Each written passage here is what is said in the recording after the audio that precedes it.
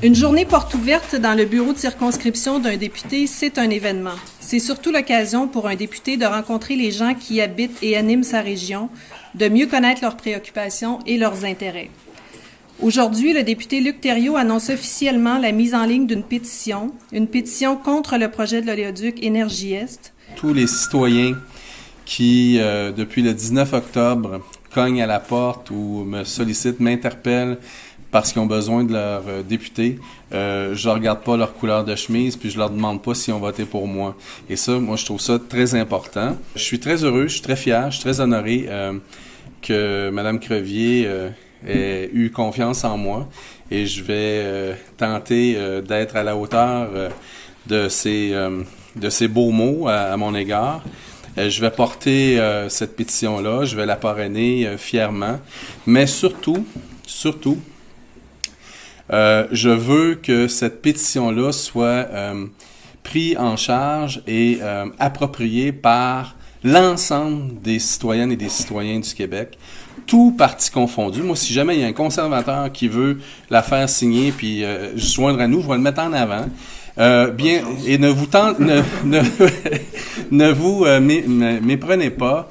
Bien sûr que le lien Internet était ça de long et ça d'épais, et on a essayé de traduire ça de façon simple, mais s'il y a des organismes, s'il y a des partis qui veulent faire un lien qui est pas identifié Bloc québécois, en autant que ça arrive sur le site de la Chambre des communes, ça va nous faire plaisir. Vous avez toutes nos autorisations. C'est pas un trademark du Bloc québécois, et c'est pour ça que je suis très content aujourd'hui d'avoir avec nous M. Meunier, M. Sans-Façon, M. Lauzon, qui vont aussi s'approprier cette démarche-là. C'est une démarche citoyenne, et j'ai rencontré des groupes communautaires aujourd'hui, et je leur ai dit, il faut absolument que dans ce projet-là, on puisse parler d'une seule voix et dire haut et fort, c'est non à TransCanada, au projet d'Énergie-Est.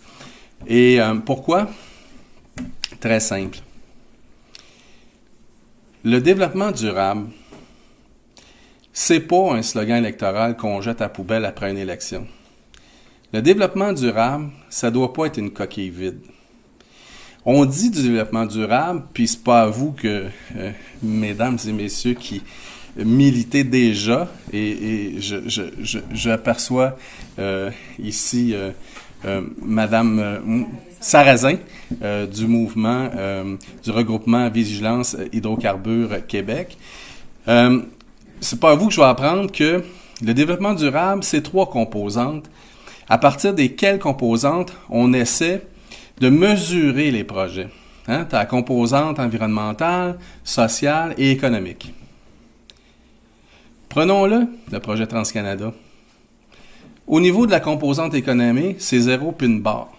0 puis une barre au niveau de la composante économique. Au niveau de la composante environnementale, 0 puis une barre eu égard au risque par rapport aux bénéfices.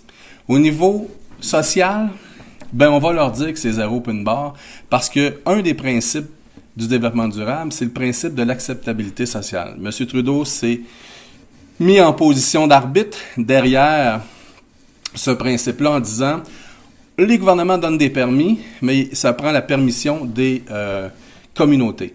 La communauté du Québec va dire haut et fort qu'il n'y en a pas d'acceptabilité sociale là-dessus. Et c'est bizarre que, en quelque part, dernièrement, je disais dans le journal, je pense avant-hier ou hier, qu'au niveau du projet Morgan en Colombie-Britannique, ils viennent de dire non. Pas personne qui a déchiré sa chemise en les traitant de profiteurs du système. Et là-dessus, je veux juste vous dire, regardez, on a pâti des politiques économiques des 30 dernières années du tout au pétrole. Et là, les cours s'effondrent, tant pis. Pendant ce temps-là, nous autres, là, il n'y a pas eu d'investissement dans des secteurs comme le secteur manufacturier, le secteur forestier. Il y a des villages au complet qui ont été fermés.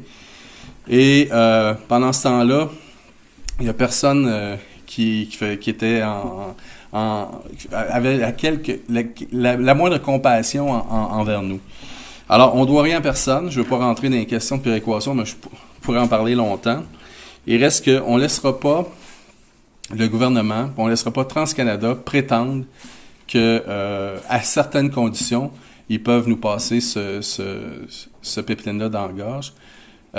Écoutez, quand on voit l'étude commandée par le gouvernement du Québec au niveau de Polytechnique et qui démontre que, qu'est-ce que tu veux, le Québec s'est développé dans la vallée du Saint-Laurent.